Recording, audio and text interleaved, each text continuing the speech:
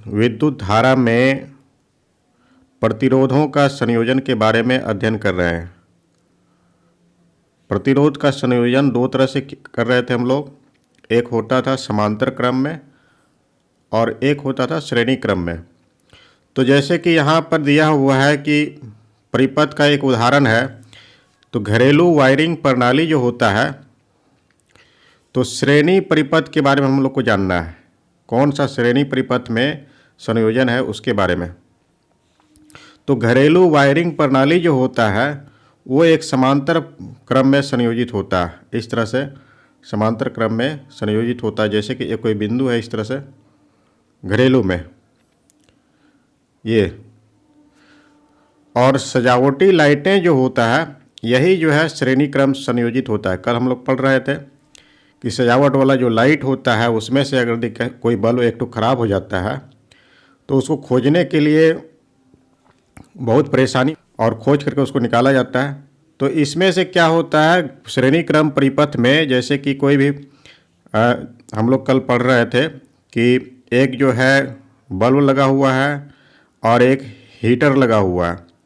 Heater इस तरह से हीटर है। तो इसमें से क्या होता है कि धारा का मान हमेशा समान होता है सभी प्रतिरोधक के लिए।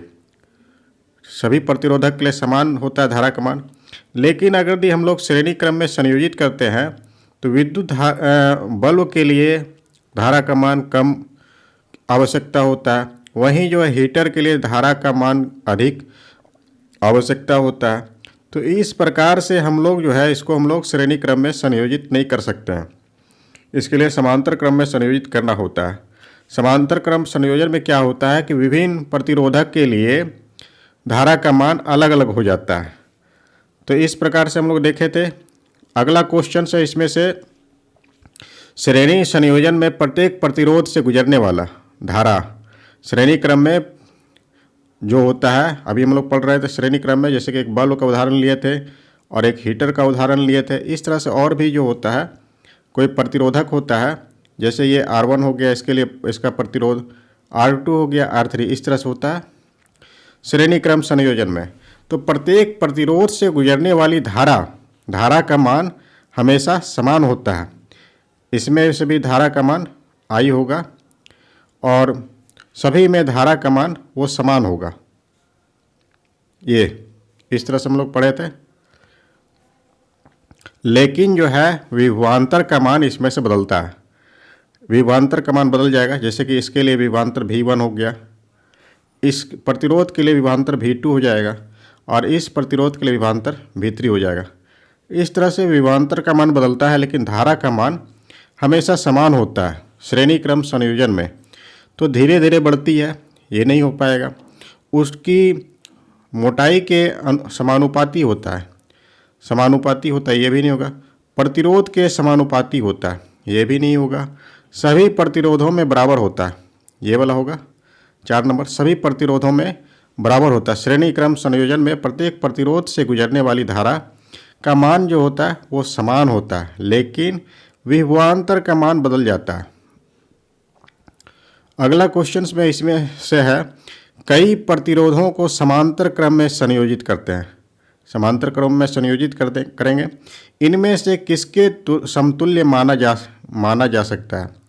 तो समांतर क्रम में क्या होता है कि 1/RP हम लोग निकाले थे, ये = 1/R1 + 1/R2 इस तरह से निकला था।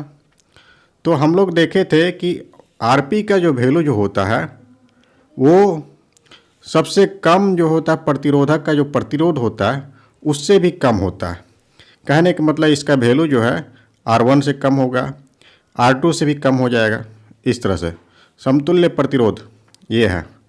तो इसमें से चालक के अनुप्रस्थ काट, तो इसको हम लोग समतुल्य मान सकते हैं। समतुल्य कहने का अर्थ था कि जो है प्रतिरोध का मान जो होता है, अगर इस समांतर क्रम में हम लोग संयोजित करते हैं तो कहने का अर्थ हो गया कम हो जाता है।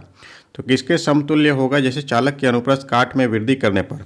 तो हम लोग पढ़े हैं कि जैसे प्रतिरोध जो होता है वो इसका व्युत्क्रमानुपाती होता है। अगर यदि हम सभी क्षेत्रफल को बढ़ाएंगे तो प्रतिरोध का मान कम हो जाता है। ठीक है, तो तो वही वृद्धि यदि करते हैं तो प्रतिरोध का मान कम हो जाता है। और समांतर क्रम में भी संयोजित हम लोग करते हैं, कुल प्रतिरोध जो है आरपी जो निकला था वो जो है इसका जो है सबसे कम जो प्रतिरोध होता है उससे भी कम इसका मान होगा, कुल प्रतिरोध का मान। तो वही बात है, इसमें से जो है वृद्धि करने पर ये कम हो जाता है। अनुप्रस्थ काट की में कमी हम लोग करेंगे। कमी का अर्थ हो गया कि इसका मान ए जो है मान लेते हैं आधा कर दें हम, आर का मान ए का मान आधा कर देंगे तो ये क्या हो जाएगा, दोगुना हो जाएगा। ठीक है, दोगुना हो जाएगा, प्रतिरोध भी तब दोगुना हो जाएगा। तो क्षेत्रफल में अगर हम लोग आधा करें मोटाई में तो प्रतिरोध जो है इसका वृद्धि हो जाता है। चालक की लंबाई में वृद्धि करने पर क्या होता है, प्रतिरोध भी बढ़ जाता है, ये समानुपाती होता है। अगर इसको दोगुना करें लंबाई को तो इसका प्रतिरोध भी दोगुना हो जाता है। तो चालक के प्रतिरोध में वृद्धि करना, चालक में प्रतिरोध में वृद्धि करना नहीं होता है, समांतर क्रम में संयोजित करने पर चालक के प्रतिरोध में कमी हो जाता है। तो इस प्रकार से ये तीसरा नंबर क्वेश्चन था। चौथा नंबर में हम लोग देख रहे हैं आगे कि समांतर परिपथ के संबंध में निम्नलिखित में से कौन सा कथन सत्य है समांतर क्रम संयोजन में। तो समांतर परिपथ में निवल धारा मतलब कुल धारा अलग अलग धाराओं में हमेशा कम होती है, अलग अलग धारा से हमेशा कम होती। कुल धारा जैसे कि हम लोग पढ़े थे इसमें से कि समांतर क्रम संयोजन जैसे कि मान लेते हैं इस तरह से है, इस तरह से समांतर क्रम एक हो गया, प्रतिरोधक ये है, दूसरा प्रतिरोधक ये है और तीसरा प्रतिरोधक इस तरह से ये है। तो इसमें से क्या था कि जैसे कि मान लेते हैं कि ये धारा आई है, आई इसमें से प्रवेश कर रहा है तो ये धारा जो है तीन भाग में बढ़ जाता है। ये है इसका प्रतिरोधक का प्रतिरोध R1 हो गया, इसका जो है R2 है और इसी प्रकार से इसका R3 है। तो इसके लिए धारा का मान जो होता है वो I1 हो जाता है। उसी प्रकार से इसका धारा का मान I2 है और इसी प्रकार से इसका धारा का मान I3 है। इस तरह से धारा का मान जो होता है अलग अलग हो जाता है। तो इसमें से कह रहा है कि निवल धारा मतलब कि कुल धारा जो होगा वो अलग अलग धाराओं से हमेशा कम होता है। कहने का मतलब अर्थ हो गया I = I1 + I2 + I3, ये इस तरह से है। अगर सबको जोड़ेंगे तो कुल धारा से कम होता है, ये कह रहा है। तो समांतर परिपथ के अलग अलग प्रतिरोधों के टर्मिनल के बीच विभवांतर हमेशा असमान रहता है।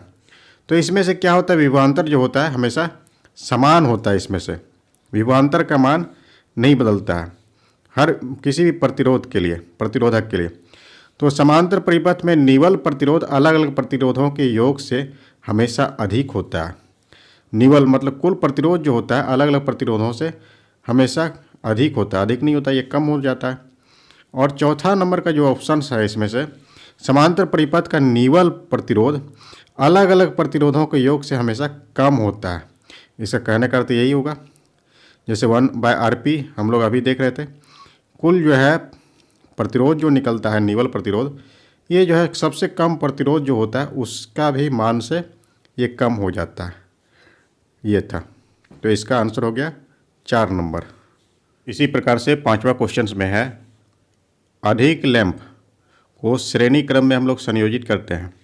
तो श्रेणी क्रम में संयोजित करने पर क्या होता है, प्रतिरोध जो होता है, प्रतिरोध का मान जो होता है कुल प्रतिरोध, इसका मान जो होता है इसमें से सबसे अधिकतम जो प्रतिरोधक का प्रतिरोध होता है उससे भी ज़्यादा हो जाता है।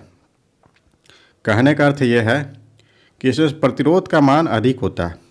और हम सभी जानते हैं ओम का नियम से I = जो होता है वो V/R होता है, ये होता है। अगर यदि प्रतिरोध का मान अधिक हो जाए तो धारा का मान क्या होगा, कम हो जाएगा। प्रतिरोध अधिक होने पर, प्रतिरोध अधिक तो धारा का मान कम हो जाएगा, क्योंकि ये व्युत्क्रमानुपाती है, धारा का मान कम हो जाएगा, व्युत्क्रमानुपाती है। तो ये है श्रेणी क्रम में संयोजित करेंगे तो धारा का मान प्रतिरोध का मान अधिक हो जाता है और प्रतिरोध अधिक होने पर धारा का मान में कमी हो जाएगा। तो वही है, कुल धारा जो है 1 नंबर का बढ़ती है, दूसरा नंबर में क्या हो जाएगा, घटती है। यही वाला सटीक है, समान रहती है, समान नहीं रहती, अनंत हो जाता है, ये भी नहीं होगा। तो इसमें से क्या होता है, घटती है, यही ज़्यादा सटीक है। अगला जो है 6ठा नंबर का जो क्वेश्चन है, किसी विद्युत धारा के सतत और बंद मार्ग, सतत और बंद मार्ग क्या कहलाता है। जैसे कि यहाँ पर हम लोग एक बैटरी था, इस तरह से संयोजित होता है। फिर यहाँ पर एमीटर हम लोग लगा सकते हैं, एमीटर है। फिर जो है किसी प्रतिरोधक को यहाँ पर लगा दिए, फिर जो है इस तरह से एक जो है स्विच यहाँ पर लगा देते हैं, और इस तरह से एक जो है परिपथ बन जाता है। तो इसमें से क्या होता है, धारा जो है लगातार इसमें से बहते रहता है, सतत है और बंद मार्ग है तो इसको हम लोग एक विद्युत परिपथ कहेंगे। अगला जो है इसमें से 7वां नंबर का क्वेश्चन जो है, इसमें से एक सर्किट में श्रृंखला में प्रतिरोधक जोड़े हैं, श्रृंखला में जुड़ा हुआ, एक तरह से हो गया श्रेणी क्रम में। तो सर्किट के माध्यम से धारा का मान क्या होता है। इस श्रृंखला में प्रतिरोधक जुड़े हुए हैं, श्रृंखला में इस तरह से था, ये हो गया। फिर जो है मान लेते हैं कि इस तरह से 3 प्रतिरोधक जुड़ा हुआ है, जिसका प्रतिरोध R1 है, R2 है, R3 इस तरह से है। ये जो है ए कोई प्रतिरोधक है, बी है और ये सी है, इस तरह से जुड़ा हुआ है। तो इसमें से पूछा है कि धारा का मान क्या होता है। तो हम सभी जानते हैं कि जैसे कि श्रेणी क्रम में जब संयोजित होता है तो धारा का मान हमेशा समान होता है प्रत्येक प्रतिरोधक के लिए। इसमें से विभवांतर का मान बदलता है, इसके लिए विभवांतर V1 हो जाएगा, इसके लिए विभवांतर V2 हो जाएगा, इसके लिए विभवांतर V3 हो जाएगा। तो धारा का मान एक ही रहता है। ये आंसर होगा 7 नंबर का 1। इसी प्रकार से 8वां नंबर में परिपथ में विद्युत प्रवाहित होने का केवल एक मार्ग होता है।